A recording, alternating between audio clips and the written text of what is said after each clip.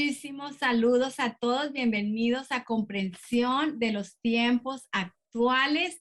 Hoy estaremos en la tercera y última clase de cómo fortalecer nuestra fe, poniendo nuestra fe en acción. El pastor Gonzalo ha hecho un trabajo maravilloso y que lo importante es que esto no quede en una conferencia, sino que haga una obra en nuestros corazones.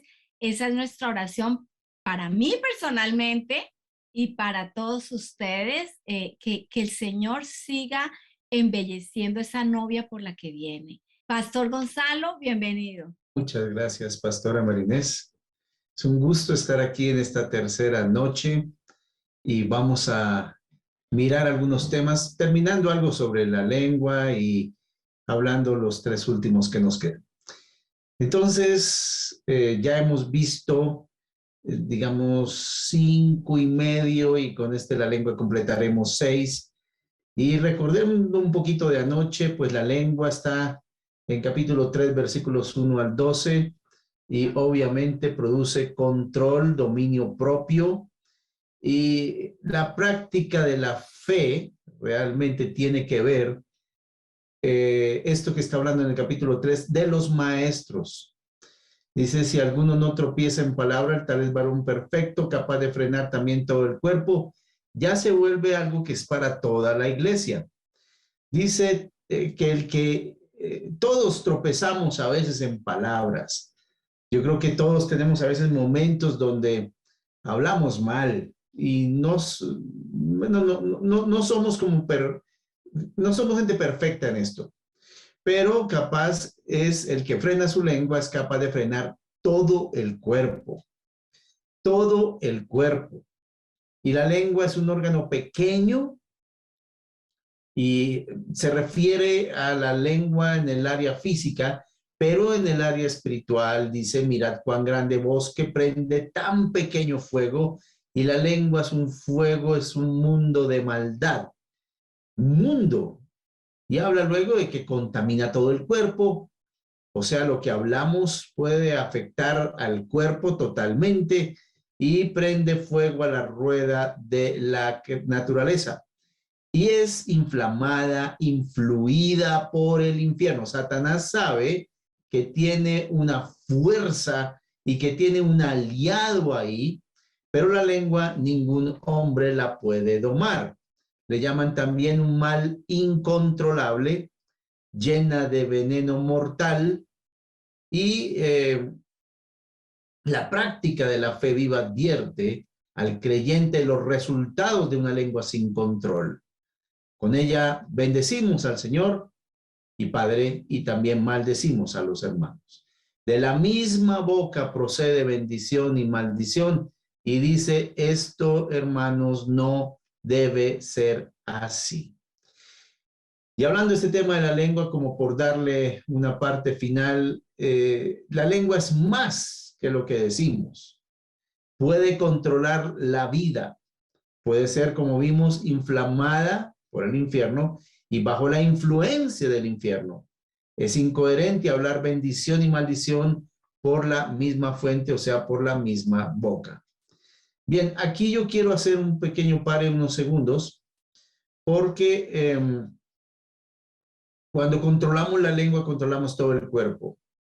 Y quiero hacer un pare porque quiero como, aunque lo vamos a ver un poquito más adelante, como llevarles a un punto de reflexión, más que de exhortación, de reflexión.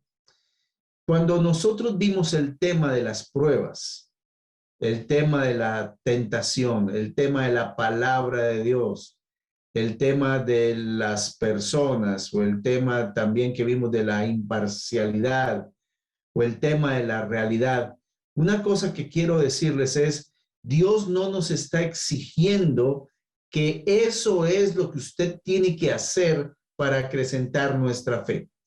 Quiero darles lo que en esta mañana estaba meditando un poco sobre eso.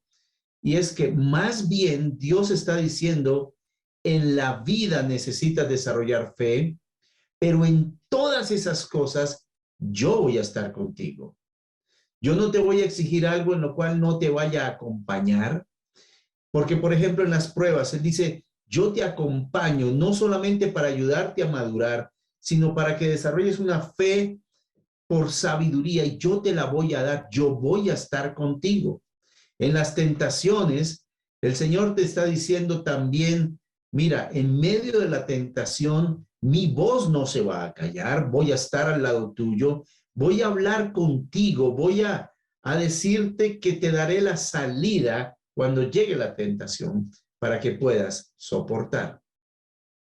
Por ejemplo, cuando hablamos de la palabra, también Él dice, yo te voy a explicar la palabra porque la espada del Espíritu es la palabra y yo voy a estar contigo para que cuando llegues a la palabra, yo te voy a mostrar en dónde necesitan los cambios. Yo te lo voy a decir. O sea, no quiero que cojamos esto como 9 puntos para avivar la fe y como que Dios nos coloca un estándar y nos dice, lleguen allá o no pueden agradarme, porque sin fe es imposible agradar a Dios. No sé, pero en los puntos que hemos visto, en los 6 que hemos visto, puede ser que en algunos usted está en un tope alto, está muy bien, se siente tranquilo, en otro está muy bajo, pero en todos, no importa dónde estés en cada uno, Dios ahí te recibe y Dios ahí te va a dar la mano para ayudarte a crecer en fe. Él es el que da la medida de fe, es el que la produce en nosotros. Entonces, por eso te dije al principio que te relajes y que simplemente aceptes que lo que hemos visto en estos primeros 6 puntos es la vida. La vida trae pruebas, no las podemos evitar. Tenemos que madurar. La vida trae presiones y tentaciones y vamos a tener que tener firmeza. La vida trae problemas que nos enfrentan y la misma Biblia nos dice como un espejo en donde tenemos que mejorar. La Biblia también nos enfrenta a las personas y nos dice, mira, tienes que ser imparcial aquí, tienes que dar honor a las personas, aún a las que no son fáciles. David honró a Saúl, aún después de muerto hizo una endecha, hizo una canción hablando bien de Saúl, y ese sí que fue su enemigo. Entonces estamos hablando que Dios te va a acompañar, que Dios va a estar contigo en cada uno de los procesos.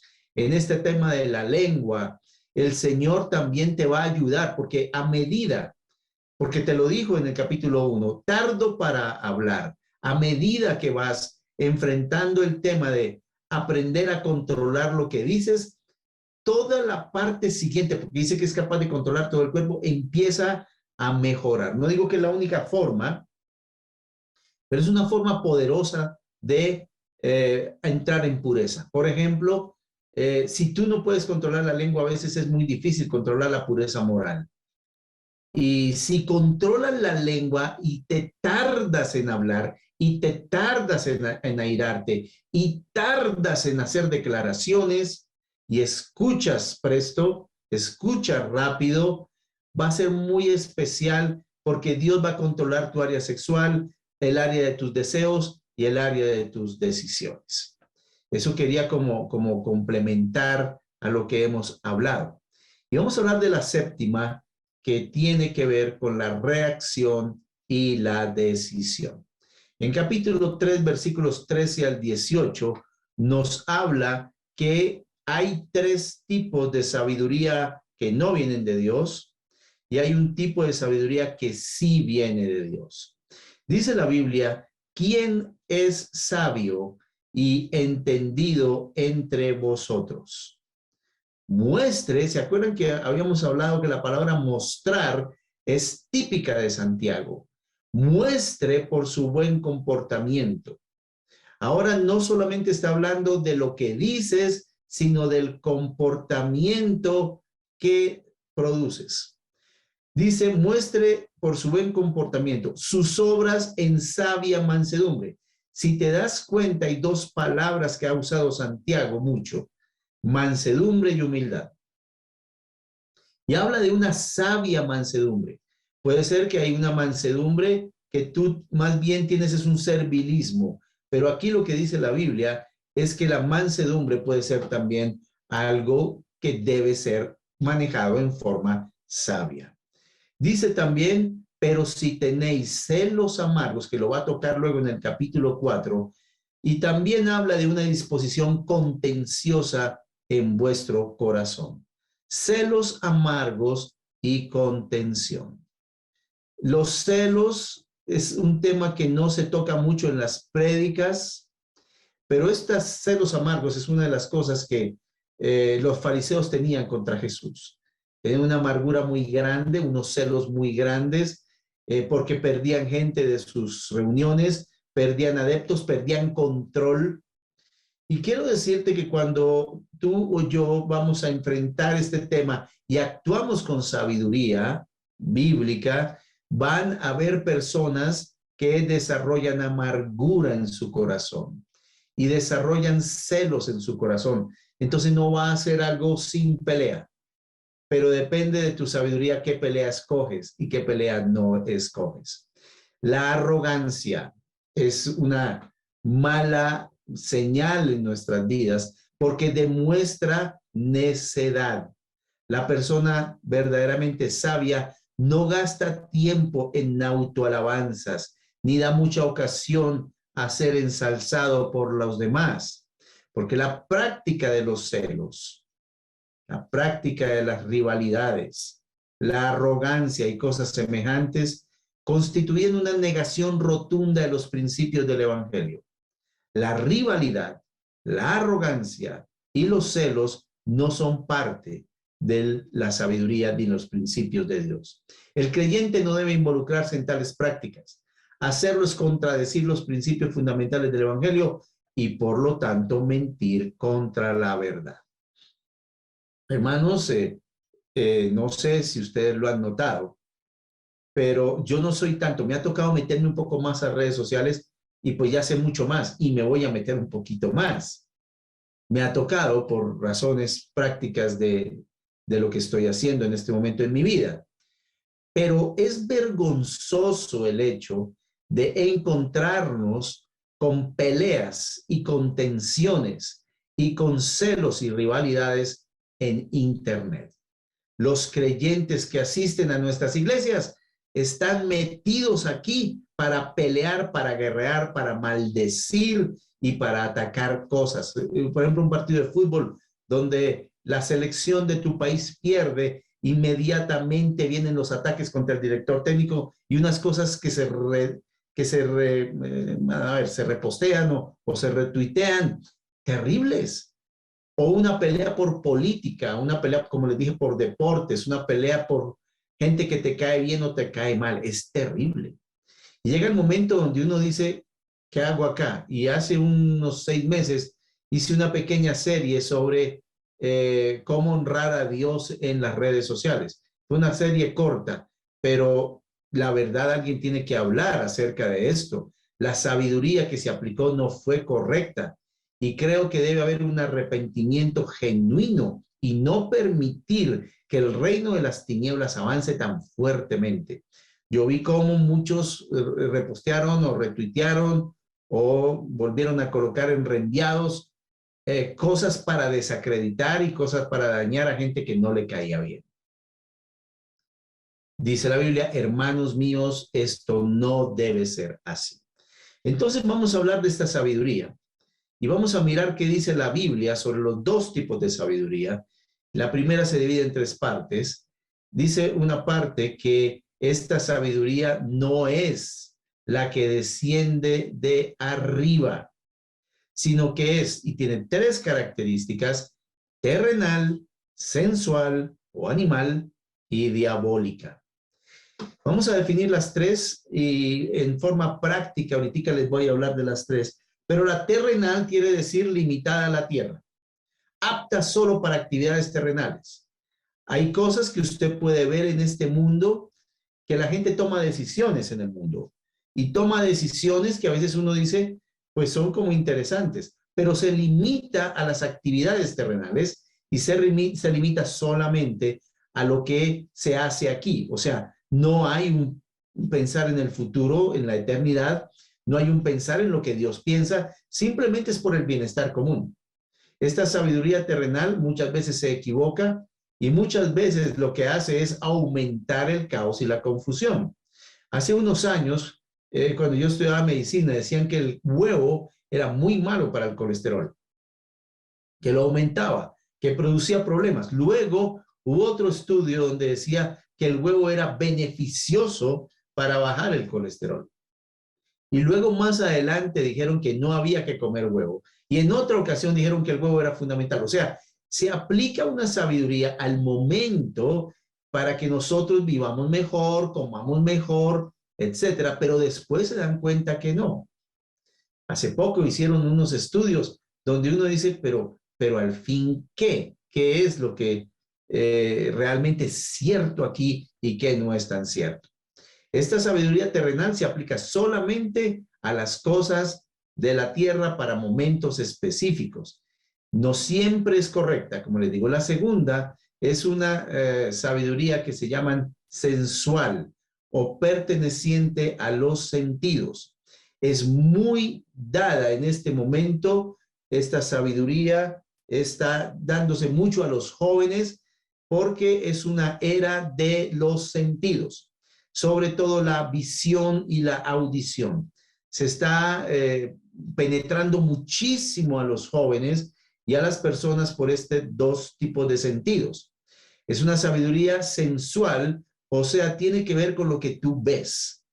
Y si ven en el capítulo 2, el reproche de Santiago es porque veían ese rico espléndido con esos vestidos, con esos anillos, con esos collares y decían, este es un hombre de Dios. A este hay que honrarlo, a este hay que bendecirlo, a este hay que darle el mejor lugar. Bueno, los muchachos están viendo muchísimo esto y el Photoshop y muchas cosas más están engañando a la gente pensando que son cuerpos, caras, ojos, nariz, dientes perfectos y se está menospreciando a la realidad. Y como estas personas se sienten que no son así, empiezan a tener problemas en su vida de autoestima. Es terrible esto porque está llevando a la gente a problemas muy graves. Y la tercera, bueno, en el segundo, yo quiero un segundo más, en el segundo. Esta también le llaman animal. Es una sabiduría que apela simplemente al instinto, simplemente a los sentidos. Es una sabiduría que es manejada por hormonas, es manejada simplemente por gustos, es manejada por lo que me parece, es manejada por lo que veo. Y mucho fracaso matrimonial, mucho herida en noviazgos, mucha herida en los corazones, porque vivimos de esta sabiduría sensual o animal. Y la tercera, que es como otro nivel de sabiduría, es la sabiduría que no viene de lo alto, es diabólica. Afirmas que sois cristianos o afirmáis que son cristianos, esta es la frase de un hombre, cristianos iluminados, pero la iluminación acompañada de amargura y arrogancia no procede de Dios, sino del diablo. Es una sabiduría que produce daño. Es una sabiduría que lleva a la gente a alejarse de Dios. Y aquí les quiero tocar un tema que honestamente tengo que tocar, y es la cuestión de la astrología, la cuestión del yoga, de todo lo que es la medicina holística, pero quiero tocar a un área específica que está cobrando una fuerza muy grande y es el horóscopo. En el horóscopo, los jóvenes están teniendo tres problemas graves. Digo los jóvenes porque son los que más están leyendo, gente de nuestras iglesias. Me ha llegado con la ley de la atracción, me ha llegado con esto que es el horóscopo. La primera cosa que el horóscopo le quiere dar a los muchachos es identidad. Les está diciendo, tú eres Virgo, tú eres Géminis, tú tienes una identidad, tú tienes una manera de ser, porque cuando los astros se ubican, tú tienes una forma de actuar. La gente entonces empieza a decir, ahora sé quién soy un Virgo. La segunda cosa que produce, y es de una manera como malvada para mí, es que esto está produciendo que justifiques el pecado. Hace poco hablaba con unos muchachos y me decían, imagínate con lo que me salió fulanita de tal. Le dije, ¿por qué? ¿Qué pasó? No, que me gritó, se puso iracunda y después me dijo, es que yo soy Géminis. Y los Géminis somos así. Tienes que aguantarme, porque los Géminis somos así. Y la luna en este momento está adaptada de cierta manera y de cierta forma. Entonces, por eso actúa así. Justifica el pecado. Pero no solamente eso, sino también les da propósito. En estos días viene el amor de tu vida. En estos días vienen cosas que no sabías, pero vienen sorpresas grandes, porque se están alineando los astros. Mira, es una sabiduría diabólica. Y estoy notando que los muchachos cristianos se están yendo hacia el horóscopo, pero nosotros en la Biblia podemos dar propósito. Necesitamos dar identidad. Nosotros creo que podemos dar también la verdad sobre quién es Jesucristo, ya que vino a quebrantar las obras del diablo. Esto es lo que está haciendo que muchos jóvenes estén cayendo en esto porque no tienen identidad clara como hijos de Dios. Entonces esta sabiduría cae como anillo al dedo al diablo por jóvenes faltos de identidad, por jóvenes faltos de propósito. Imagínate eso. Y por jóvenes que están buscando un porqué en la vida. Tenemos un trabajo grande que hacer. Entonces, la sabiduría diabólica pareciera que da como una dirección, pero la verdad está mintiéndole a los muchachos. ¿Cómo se caracteriza? ¿Cómo reconoces que hay este tipo de sabiduría mundana? ¿Cómo reconoces que esta sabiduría no es de lo alto? Pues hay celos y disposición contenciosa que lleva a la confusión y a las obras perversas. Vamos a terminar esta parte acá, donde hay celos y disposición contenciosa. Pues en mis años de ministerio pastoral, como nunca he visto personas que envidian y celan lo que otros tienen. Ha sido impresionante y ha sido de una manera que ni te imaginas. Aún se están haciendo cirugías, se están haciendo cambios para que se parezcan a gente que ni los conoce. Celos, celos de lo que está pasando y del bienestar de otros. Yo estoy viendo que hay gente que tiene celos de familias porque los hijos los siguen. Entonces tienen celos. Tienen celos porque tienen un ministerio exitoso. Tienen celos porque se produce más gracia que en otros. Pues hermanos, ahorita vamos a llegar al capítulo 4, pero necesitamos entender que esta sabiduría demoníaca, terrenal y sensual produce en una obra de la carne que se llaman celos y una disposición a la pelea, a la contienda. Y como les digo, como conocen el horóscopo, dicen, es que yo soy así. La gente en la calle está airada, la gente en la calle salió de esta pandemia reprimida en su dolor y ha salido a pelear de frente y a decir, usted no tiene por qué decirme qué hacer, qué sentir, ni qué pensar. Y obvio, hay un poco de movimientos que están surgiendo y tienen a veces una justificación clara, el maltrato que ha habido a la mujer. Ha tenido una razón toda la vida de callarlas, que no fueran personas pensantes, que no pudieran votar en alguna época de la vida, y salieron con rabia contra el hombre. Y esta rabia está llevando al feminismo, que está llevando a ciertos puntos delicados, pero también a la eliminación de la masculinidad, que eso ya está en una agenda próxima a producirse, ridiculizando al hombre.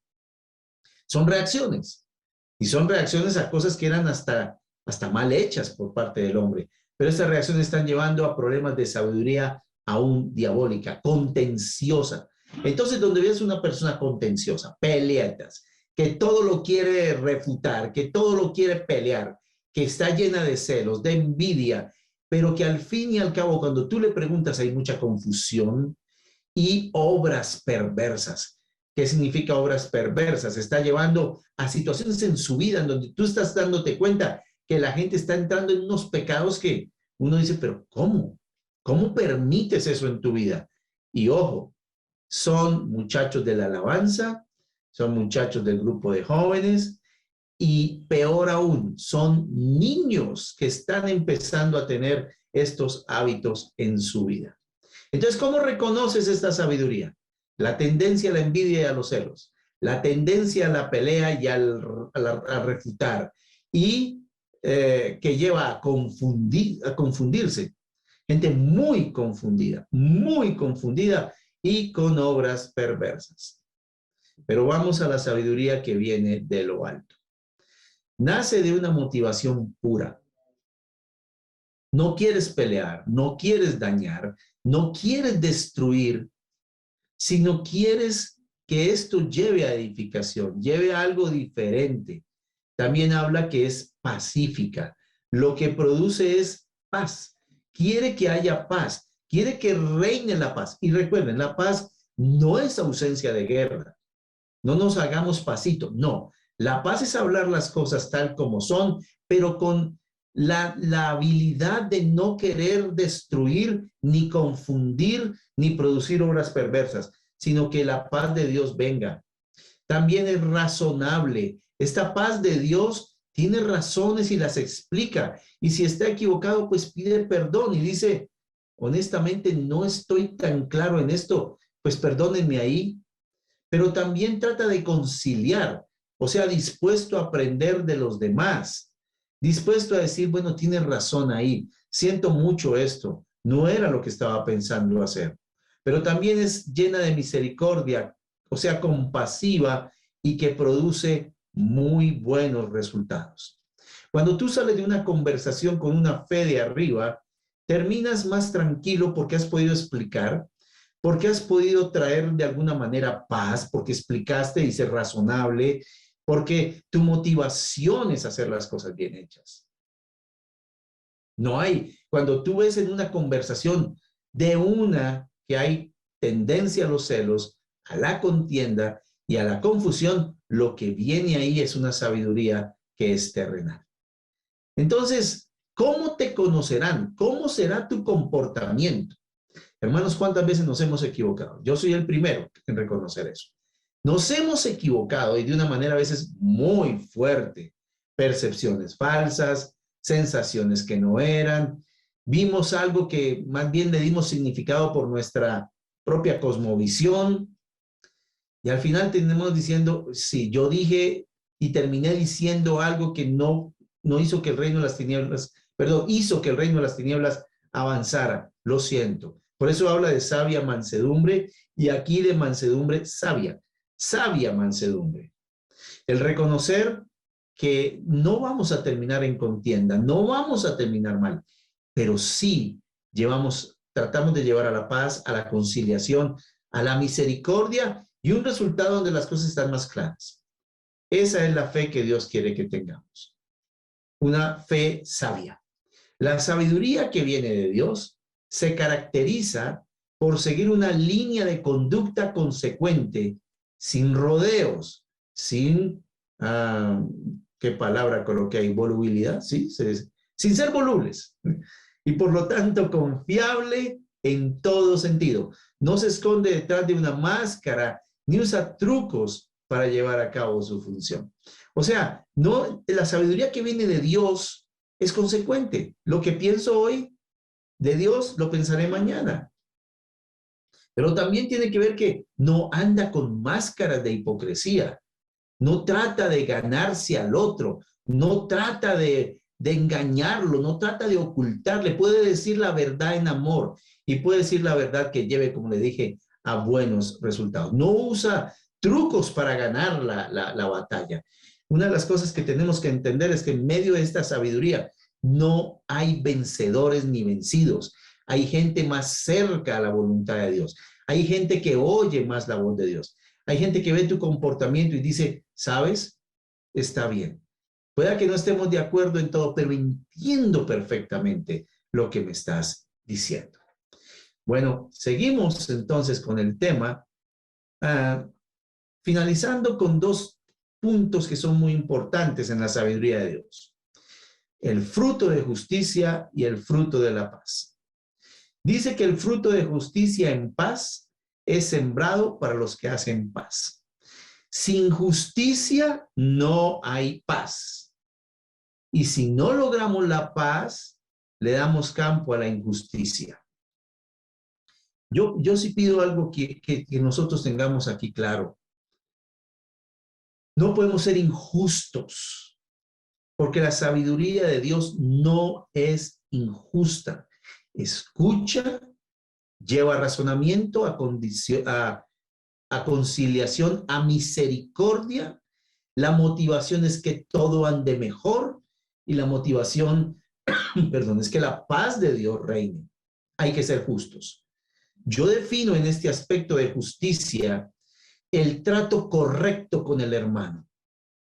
Yo no puedo tener favoritismos, como le dije, es que yo soy amigo de fulano y enemigo de sutano. Eso no es bíblico. Pero tampoco es bíblico tratar injustamente a alguien simplemente porque me cae mal o porque pensé que las cosas eran mal hechas. Si quieres la palabra mejor que puedo usar es un resultado consecuente y un comportamiento adecuado con una sabiduría adecuada, hay que ser justos, a veces hay que cambiar lo que yo sentía, lo que yo pensaba, está bien, ahora lo entiendo mejor. Y aunque no lo entienda mejor, creo que podemos llegar a buenos resultados, porque lo que quiero llegar es a la paz de Dios, que no significa ausencia de conflicto, sino significa claridad en lo que Dios quiere y llegamos a resultados correctos. Quisiera orar en este momento porque hemos perdido la sabiduría de Dios. Nos hemos metido mucho en la sabiduría diabólica de celos, contiendas, confusión y obras perversas. Y yo soy un pastor, estoy siendo pastor ayudante en una iglesia, pero tengo un rol de un llamado pastoral para pedirle perdón a Dios y para pedirle perdón a los creyentes, pero también para pedirle perdón a los inconversos, porque han visto peleas entre creyentes por las redes sociales.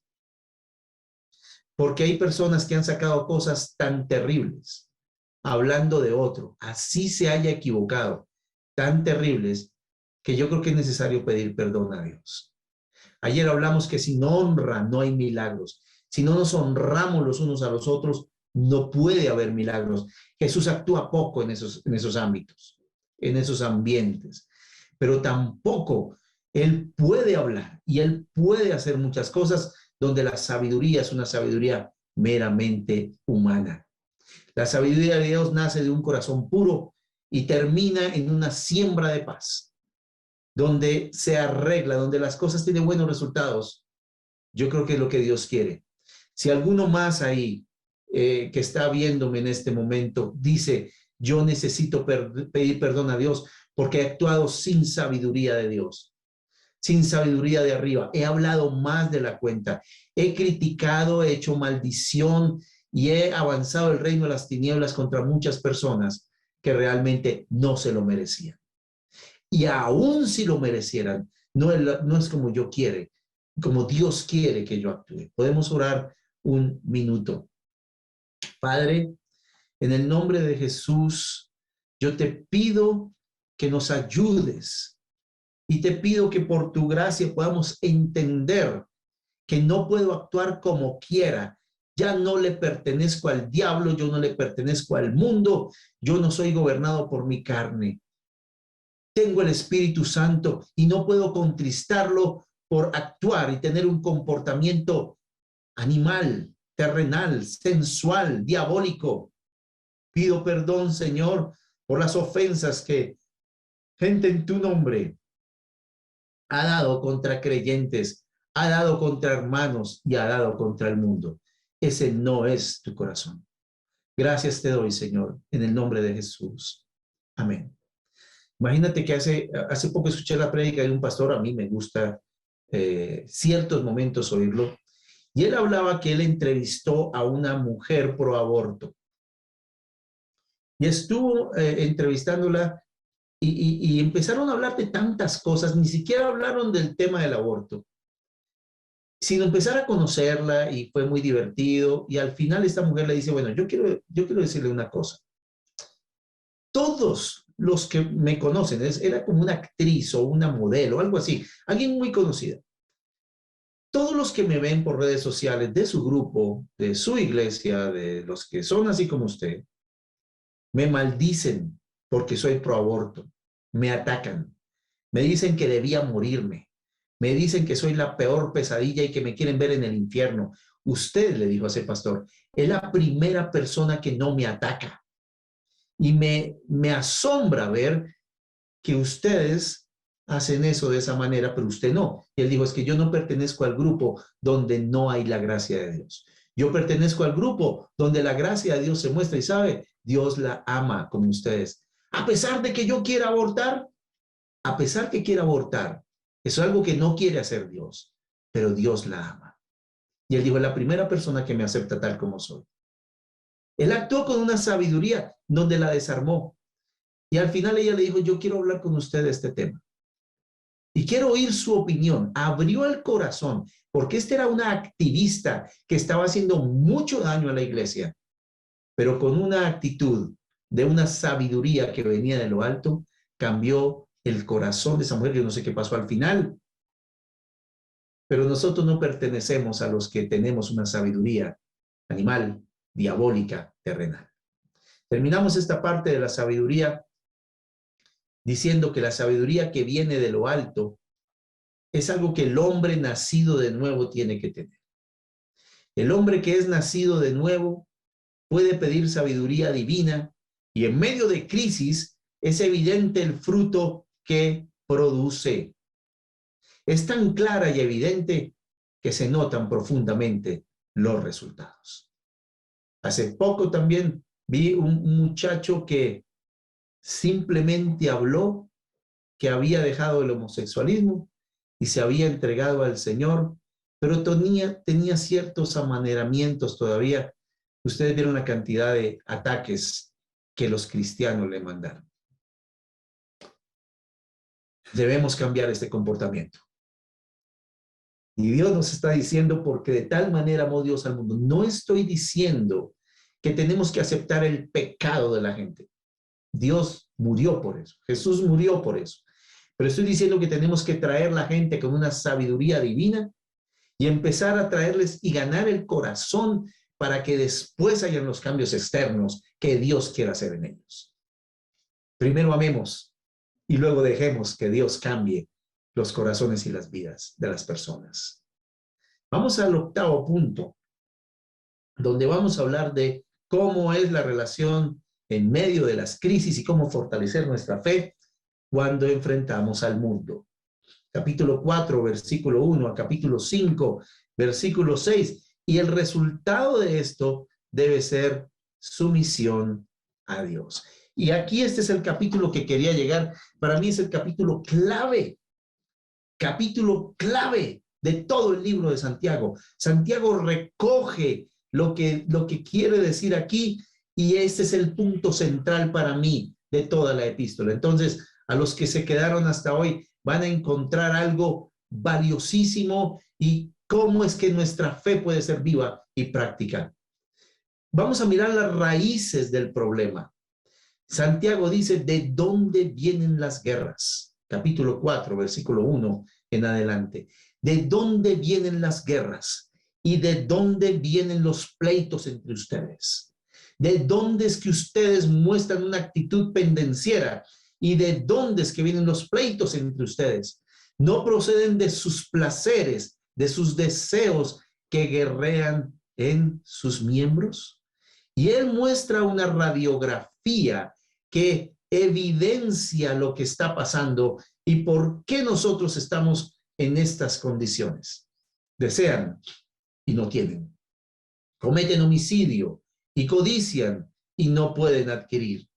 No tienen porque no piden. Piden y no reciben porque piden malamente para gastar en sus propios placeres. Desean y luego dicen, no saben que la amistad del mundo es enemistad contra Dios. Cualquiera pues que desea ser amigo del mundo se convierte en enemigo de Dios. Miremos esto un momento y meditemos en la Escritura. Lo primero que está diciendo es, ¿de dónde viene todo este problema? ¿De dónde usted tiene esa contención en su corazón? ¿De dónde vienen de sus deseos? Uno le echa la culpa, es que este gobierno, es que este director técnico, es que este pastor, es que este líder, es que esta persona a mí me desespera y saca lo peor de mí. Pues no. Ahí dice Santiago, no. Es de lo que usted desearía que pasara. Es de lo que usted planea en su corazón. Y sabe, usted quiere que pase eso, dice Santiago, para que sus deseos se lleven a cabo. Y hay una noticia, y es que Dios no va a satisfacer mis deseos a mi manera y en mi forma. Entonces empiezan la actitud contenciosa, la mala fama, la mala fe, y empezamos a atacar de una manera terrible. Y lo que está diciendo Santiago es, miren, de aquí, de su corazón, está saliendo el problema. Miren, hermanos, David tuvo el peor de los reyes contra él, que era Saúl. Cuando usted visita Israel, encuentra el desierto donde las cuevas se notan y se ve claramente que son muchos escondrijos. Por años David tuvo que vivir aislado, salido de su pueblo, sin cumplir su llamado por este hombre. Pero si ustedes quieren ver qué sucedió con David, miren los salmos. Y aquí yo quiero dar como una información, una idea que creo que necesitamos tener clara. Si tú necesitas sabiduría, si necesitas no tener esa doble mente que ahorita vamos a ver, si necesitas tener claridad de la escritura, yo a veces digo, tenemos que tener un periodo de tiempo de unos días, 7 días, 10 días, 12 días, tú escoges 3 días, para coger un libro específico de la Biblia o un tema específico de la Biblia y centrarte en él. Por ejemplo, tienes celos, tienes contiendas, te están persiguiendo, hay mucha presión. Los salmos, ¿cómo enfrentó David la situación? ¿Qué fue lo que dijo? ¿Cómo lo confrontó Dios? ¿Qué salió de su corazón? Porque este era un hombre conforme al corazón de Dios. Tienen muchas crisis mentales, tienen mucha preocupación. Estás que pierdes el empleo, la situación económica empeora. Hermanos, hay que coger los salmos. No tienes propósito en la vida, todo lo que haces te sabe mal. Eclesiastés. No sabes qué hacer, no sabes cómo relacionarte. Las cosas están difíciles. Necesitas sabiduría. Proverbios. No sabes si Dios está al mando, tienes incertidumbre. Todos los libros históricos te van llevando en el control de Dios sobre la historia. Tienes luchas de propósito. Génesis 1 al 12. No sabes si tienes un llamado, no entiendes si estás confirmándolo, no sabes. Génesis 12 al 50, todos los patriarcas, cómo fue que Dios los trató, cómo fue que Dios los amó. No tienes un referente, dices, ¿a quién busco? Los evangelios. ¿Será que el Espíritu Santo puede hacer los hechos? ¿Cómo es que enfrento el sufrimiento con una doctrina clara? Las cartas. Hermanos, 5 días metidos ahí diciéndole, Señor, dame sabiduría, necesito claridad. Dios te va a hablar, te lo aseguro. Hace poco tuve que coger un tema y me metí en el tema y le dije, háblame, Señor. Y Dios me habló. Tengo paz, porque la palabra de Dios da paz. En lugar de irse metiendo hacia el mundo, ¿cuántos errores? Primero yo.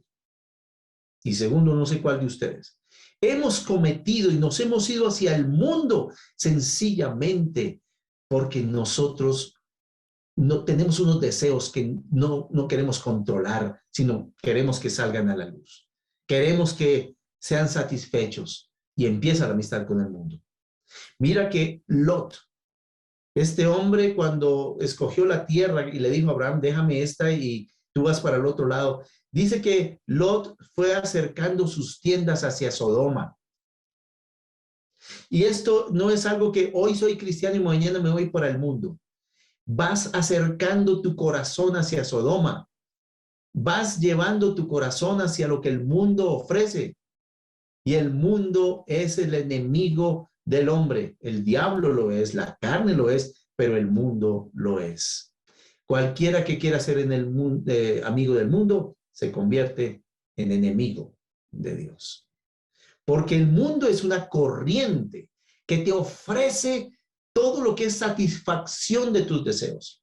Y esta es una época muy hedonista, demasiado narcisista. Estaba hablando con alguien que estoy aconsejando en algunas cosas de salud emocional y todo lo que me mandaba era quiérete, ámate, sal de ambientes tóxicos, si esto no te funciona, entonces quiérete más, practica esto para amarte más. Yo decía, y esto, 1 Timoteo 3, en los posteriores tiempos habrá hombres amadores de sí mismos. Y yo decía, pero ¿cómo es esto? ¿Qué puede ofrecerme el mundo? El mundo, yo por lo menos he estado 2 veces tentado a irme al mundo. Se lo digo, tentado a decir, pues, no más con esto y me voy para el mundo en diferentes épocas de mi vida. Y sabes, cuando empecé a ver los resultados de lo que el mundo ofrece, te va a dejar botado, te va a dejar solo. Y Dios te está diciendo, mira, esto es un enemigo tuyo, no te vas a dejar, no te vas a ir hacia el mundo. Dice almas adúlteras. Y esto concuerda mucho con lo que decíamos al principio de doblemente. ¿Te acuerdas? El hombre de doble ánimo. Aquí tú quieres estar con Dios, pero quieres satisfacer tus deseos. En la última parte hablaremos un poquito de la paciencia, que en el capítulo 1, cuando pasas por las pruebas, necesitas constancia o paciencia. Pero aquí hay momentos donde necesitas resistir un poquito más para no aceptar lo que el mundo te ofrece, porque hay muerte, hay destrucción y hay caos. Esta es la parte que quería que llegáramos cuando la Biblia dice, del versículo 6 en adelante, pero Él da mayor gracia. ¿Cuál es la solución a todo este conflicto, a todos estos 9 puntos? ¿Cuál es la solución para que tu fe sea viva? Él da mayor gracia. Gracia. Gracia. Vuelvo a decirlo. Él da mayor gracia. Ya volvemos a hablar del centro de la solución. Y ya vamos a seguir con el resto. Pero esto es la vida cristiana. Un día yo le dije al Señor, Padre, yo no soy capaz. Señor, me falta. Señor, no puedo. Mira las circunstancias.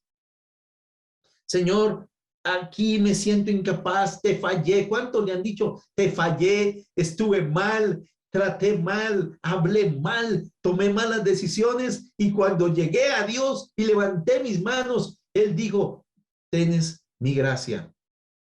Señor, pero fallé. Tienes mi gracia.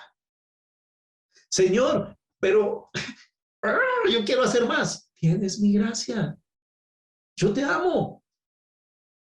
Señor, pero fallé. Yo sabía. Señor, ¿no me vas a castigar? Te estás arrepintiendo. Tienes mi gracia. El centro de la solución. Cuando estás pasando por pruebas y como que no sales, la gracia de Dios. Cuando estás pasando por tentación, aún si caes y te arrepientes, la gracia de Dios. Cuando has usado mal la lengua, la gracia de Dios. Cuando has sido parcializado y no honras a los demás, la gracia. Hermanos, si salimos de aquí con una sola cosa, es que Dios te ama y punto. Y la gracia vino sobre ti porque Él te ama. ¿Qué tienes que hacer para que Dios te ame más? Nada. ¿Qué tienes que hacer para que Dios te ame menos? Nada. Él te ama. Esto fue lo que le atacaron a Pablo en Romanos cuando le dijeron, bueno, entonces con esa teoría, hagamos males para que vengan bienes, porque donde abunda el pecado, sobreabunda la gracia. Y Pablo dijo, no, No. Dice la Biblia que la gracia de Dios cuando llega a mi vida, yo ya no quiero pecar. Y la gracia de Dios es a mi necesidad. Gracia, gracia. Señor, yo no he hecho suficientes obras, yo estoy viendo que mi fe está como muerta. Recibe mi gracia. Yo te amo. Recibe mi gracia. Pero ¿cómo se recibe la gracia? Ahí dice, humíllense delante de Dios. ¿Cuántos en esta noche, para que su fe permanezca, el mundo ataca la tentación, ataca las obras, no se producen, hay parcialidad, hay obras contenciosas, se ha actuado con sabiduría animal, sensual, diabólica? Humíllate, humíllate.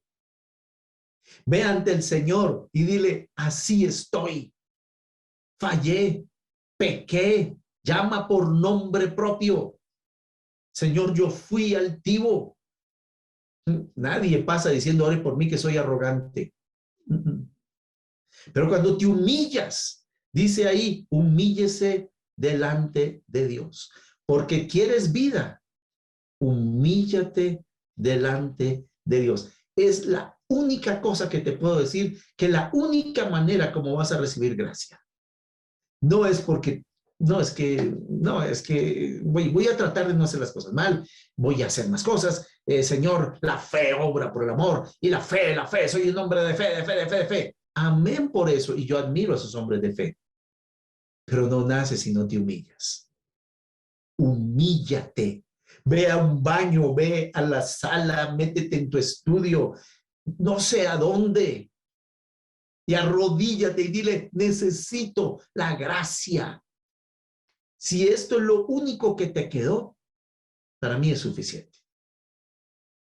Y ahí en lo que dice la Biblia, dice, Él da mayor gracia. Este es el centro de la solución. ¿Y cómo se recibe esa vida? Humíllate delante de Dios, porque Dios resiste a los soberbios. Ese es el centro del problema, la soberbia. Y a veces los hombres de fe son más hombres soberbios. Porque así me dijo Dios, así va a ser. Sí, está bien, hazlo. Si te humillaste, Dios te abrirá puertas. Porque es por gracia, no por la fe. Vuelvo a repetir, no es la fe la que te abre las puertas, es la gracia. Porque los musulmanes tienen más fe que los cristianos.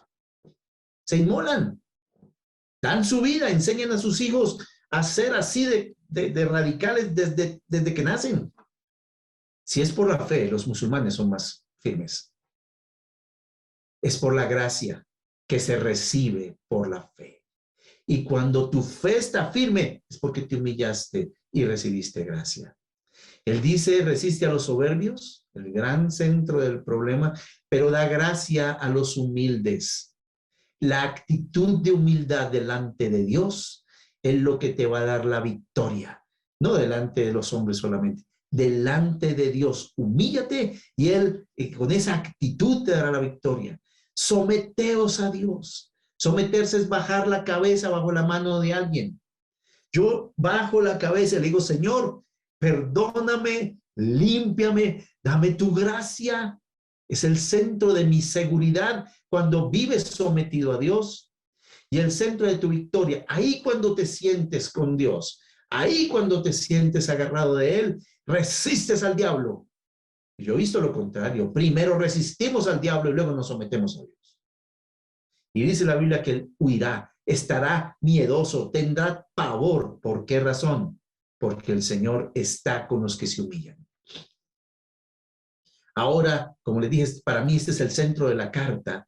Dice, acercaos a Dios, acércate a Dios. Y Él se acercará.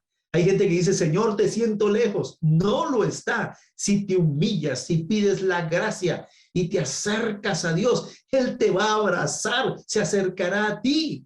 Y ahora te empiezas tú, porque dice, tú limpia tus manos. Sí, Señor, aquí estoy. Con las manos, con lo que puedo hacer, que significan las manos. Yo he tenido impurezas. Y aquí le da la solución a los de doble ánimo. Purifiquen su corazón. ¿Con qué vas a purificar tu corazón? ¿Con qué limpiará el joven su camino? Con guardar tu palabra.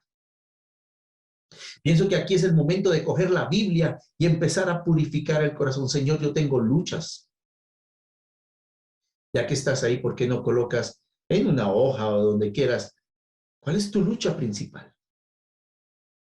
Y como le dije, si es falta de propósito, yo voy a leerme todo el libro de Eclesiastés. ¿Qué fue lo que le pasó a Salomón? ¿Cómo terminó? ¿Cómo llegó a la conclusión? La conclusión de todo es teme a Dios y guarda sus mandamientos. ¿Cómo llegó a esa conclusión?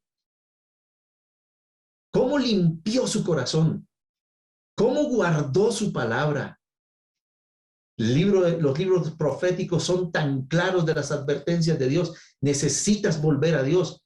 Para mí, los profetas, wow, espectaculares. Necesitas volver a Dios. Lee los profetas. Y ojalá en una versión amena, en una versión que te sirva, que te guste, como explicaba el pastor Arturo en Factor H. La mejor versión es la que realmente te gusta, la que sea bien, una traducción buena, pero honestamente la entiendes bien. Limpia tu corazón. Y dice la Biblia que por la palabra se renueva el entendimiento. Y hay tres cosas que debíamos hacer en medio de situaciones donde la fe como que ha caído.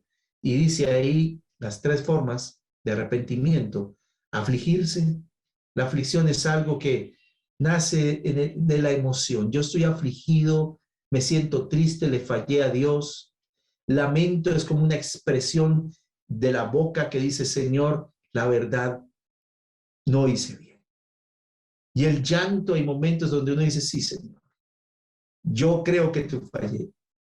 En lugar de disimularlo con risa y con un gozo que no es verdadero, y vuelve y dice, humillaos delante del Señor y Él os exaltará.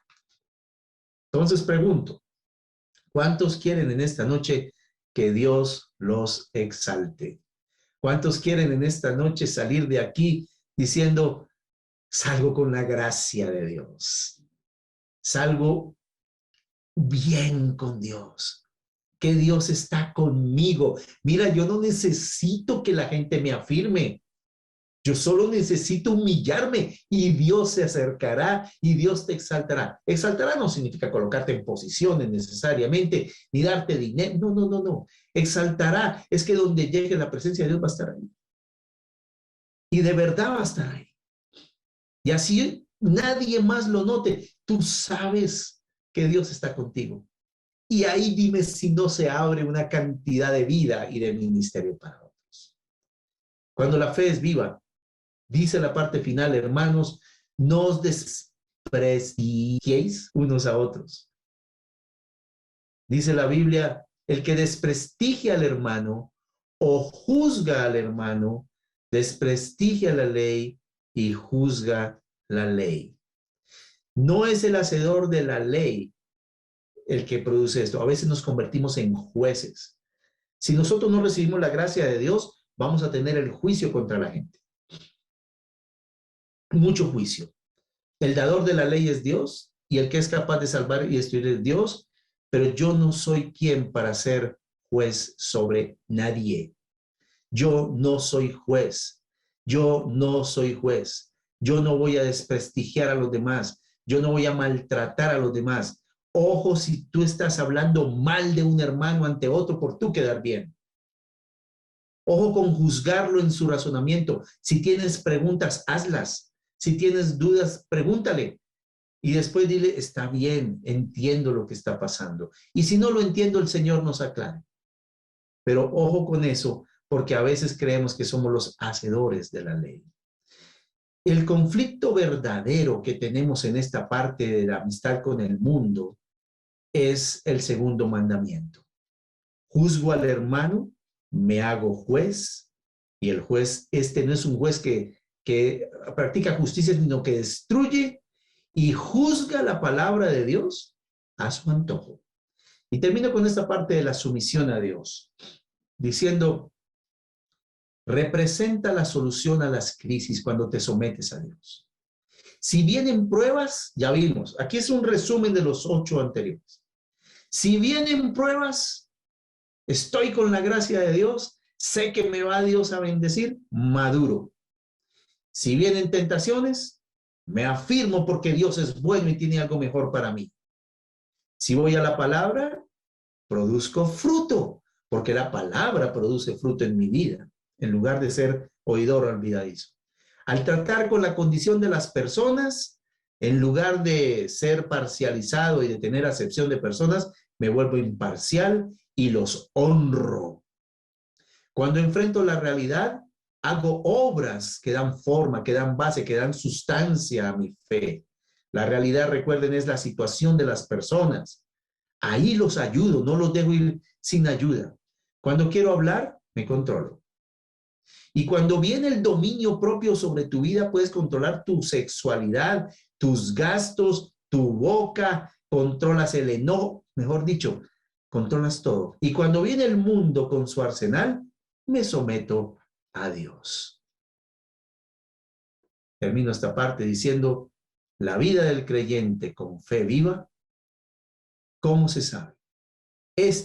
La práctica de la fe, esta es la práctica que produce una fe viva, produce sumisión. O sea, cuando practicas tu fe, te sometes a la voluntad de Dios, renunciando a la autosuficiencia.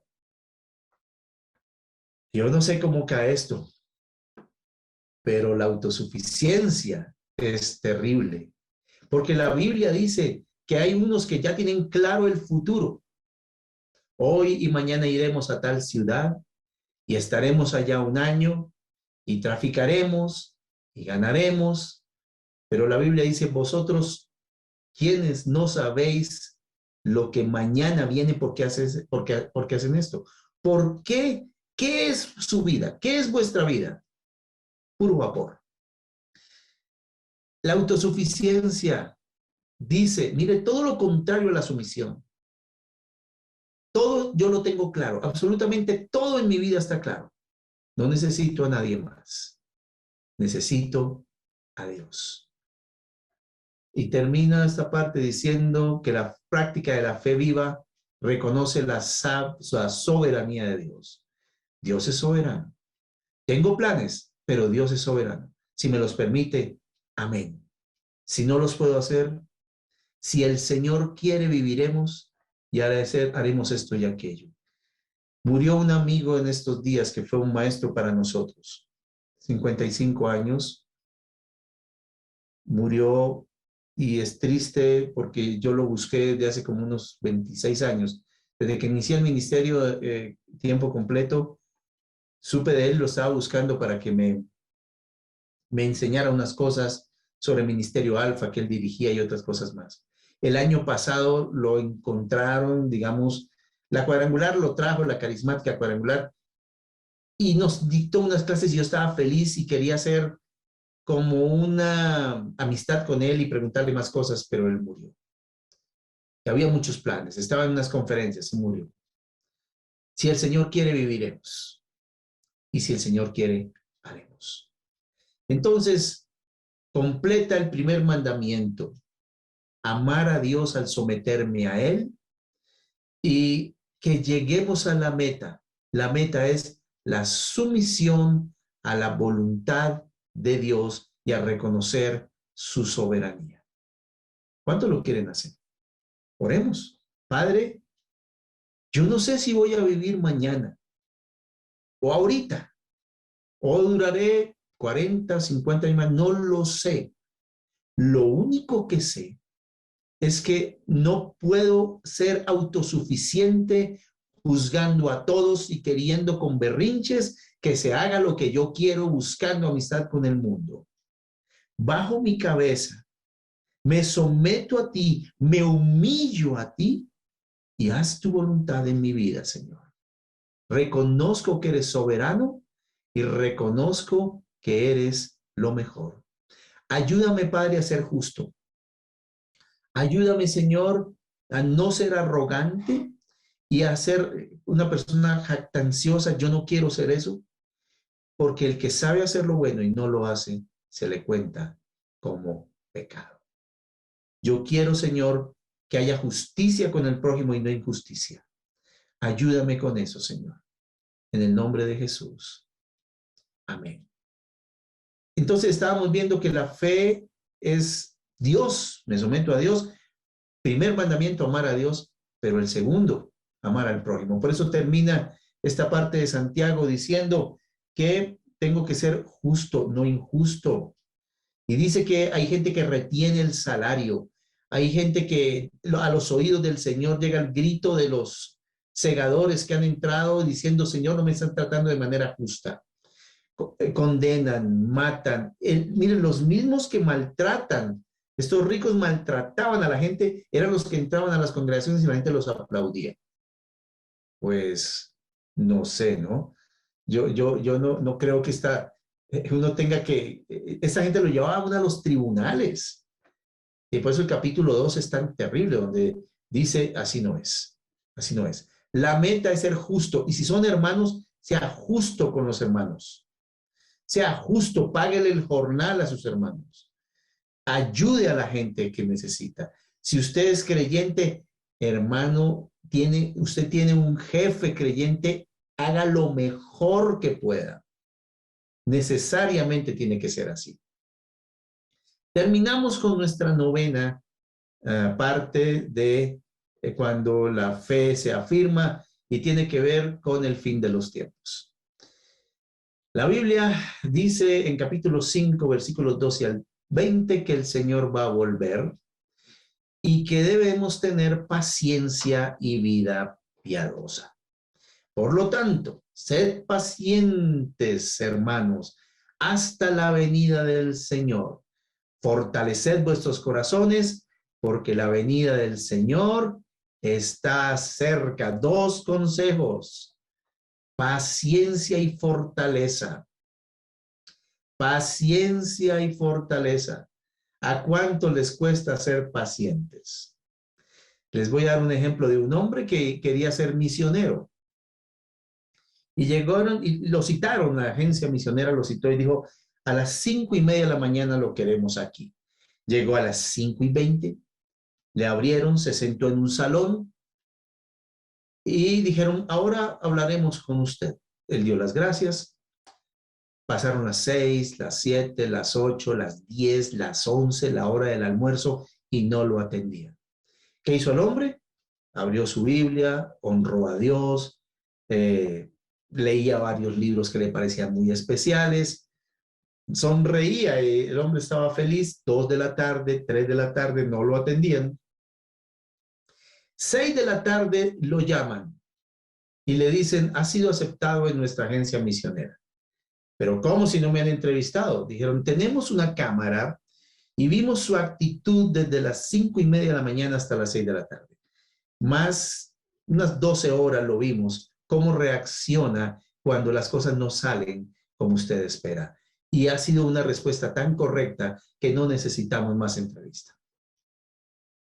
Yo no sé si el Señor nos está viendo desde el cielo y está diciendo, mira, no ha visto la respuesta, no ha salido de la prueba, pero ya está promovido, porque ha sido paciente y ha esperado en mí todo el tiempo. ¿Cómo ha esperado? Esta persona necesita esta promoción, porque con paciencia y fe se heredan las promesas. Son 2 lindas hermanitas. Está en Primera de Pedro. Paciencia y fe. Paciencia y fe. Hermanos, paciencia. Paciencia. El mundo va a ser peor. Las noticias van a ser peores. La promesa bíblica es que las pandemias van a multiplicarse. Todo eso parece terrible, ¿verdad? Los gobiernos van a ser más dictatoriales. La crisis del agua, la crisis ambiental. El mundo está en dolores de parto. Hermanos, gracias a Dios, Él viene por segunda vez. Paciencia. Paciencia. Paciencia. Y fortalezca su corazón.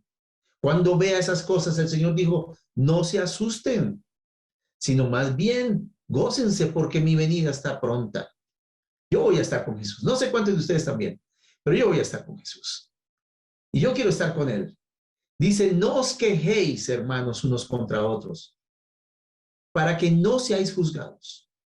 He aquí el juez, hablando de Jesucristo, está a la puerta o delante de las puertas.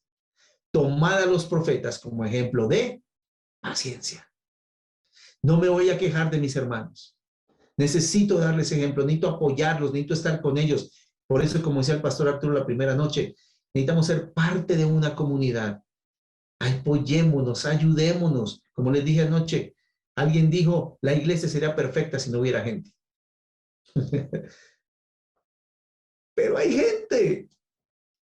Paciencia con la gente, paciencia con los tiempos.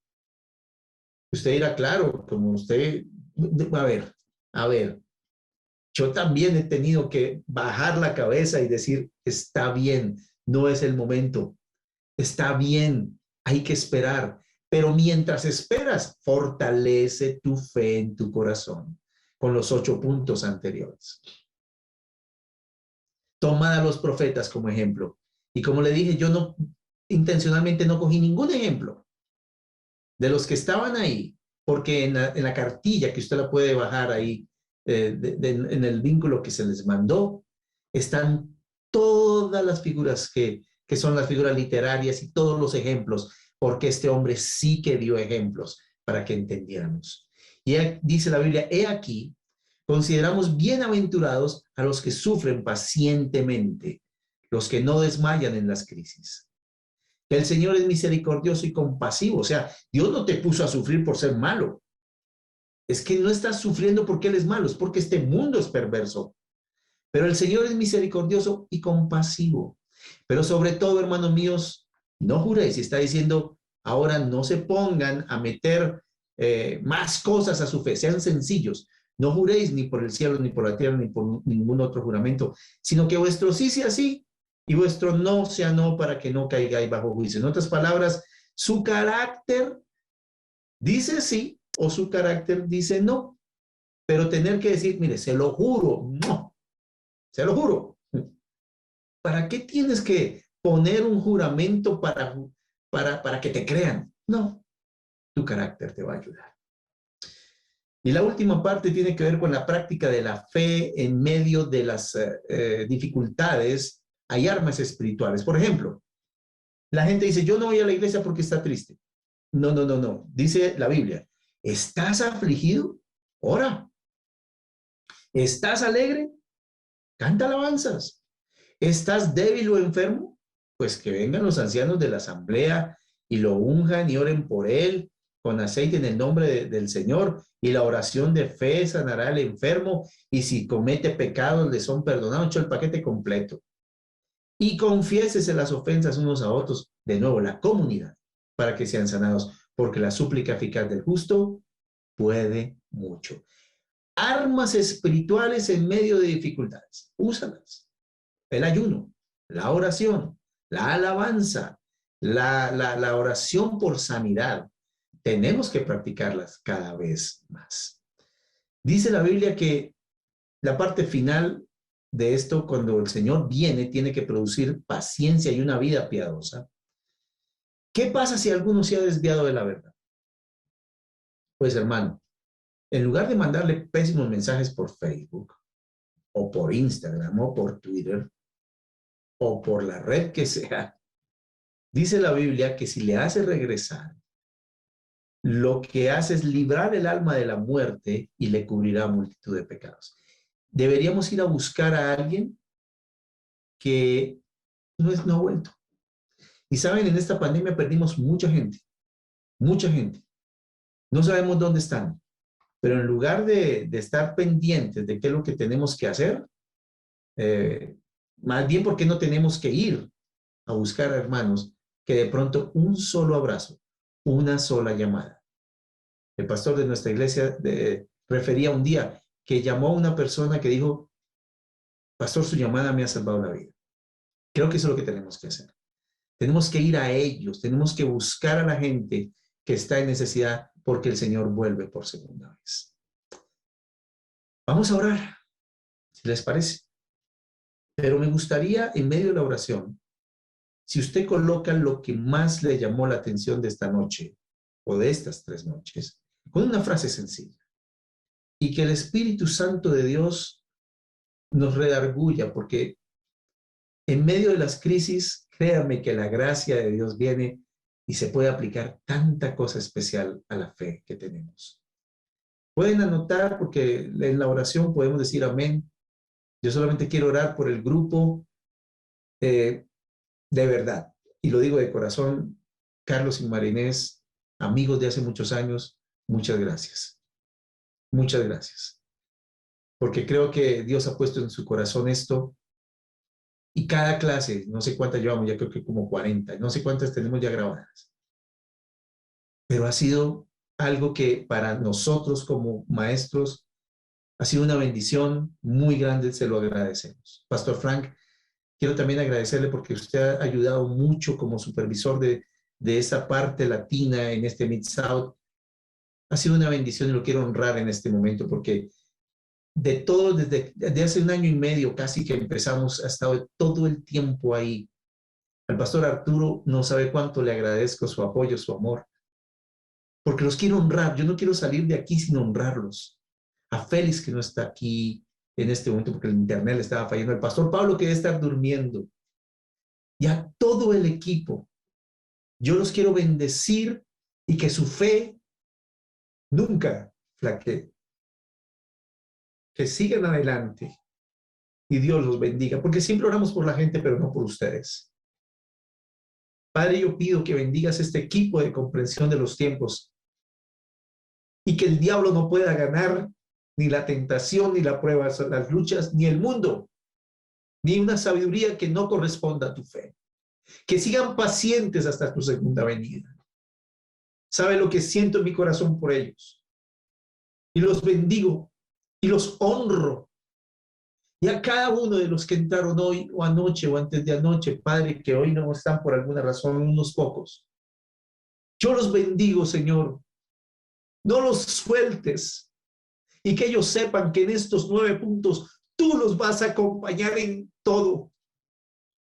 Y ayúdanos, que esto es por gracia. Esto no es porque ahora buscamos muchos métodos y estrategias. Es humillarse, es alzar las manos y es decir, aquí estoy, Señor.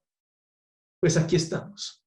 Que Dios los bendiga a todos, que sus familias sean bendecidas y que perseveremos hasta la segunda venida. Que no nos dejes solos. Tú lo prometiste y yo lo creo. Gracias, Señor Jesús. Gracias, Señor. Ayúdalos a estudiar tu palabra para salir de esta doble mente. Ayúdalos, Señor, a no tener parcialidad. Ayúdalos a no desesperarse en las pruebas. Ayúdalos a salir y decir no a la tentación. Ayúdalos, Señor, a tratar con honra a todos. Ayúdalos, Padre Celestial, en medio que nos enfrenten a la palabra, no ser oidores olvidadizos. Ayúdalos, Señor, a darle el abrazo o el mercado o la sonrisa o el tiempo o el dinero, lo que necesiten otros, para que esas obras hagan que glorifiquen a Dios. Señor, ayúdalos en medio de las pruebas para que su lengua sea frenada y haya control y dominio propio y la sabiduría tuya venga. Pero también pedimos, Señor, que venga de parte tuya una gracia y el diablo tenga que huir porque tú estás con cada uno. Y porque no hay celos, no hay contención, no hay obras perversas, no hay amistad con el mundo, no somos jueces, no venimos a maldecir a nadie, venimos a darles la mano. Y sabes cuántos errores he cometido, y yo creo que mis hermanos pueden decir, yo también, pero ahí está tu gracia cobijando a todos. Te lo agradecemos, Señor, y agradecemos que vendrás por segunda vez, y en medio de eso, oh Señor, que nos halles pacientes y con una vida cada día más piadosa para tu gloria. En el nombre de Jesús. Amén. Gracias, Pastora Marinés. te damos muchísimas gracias. Lo hemos disfrutado tremendamente. Muchas bendiciones a todos.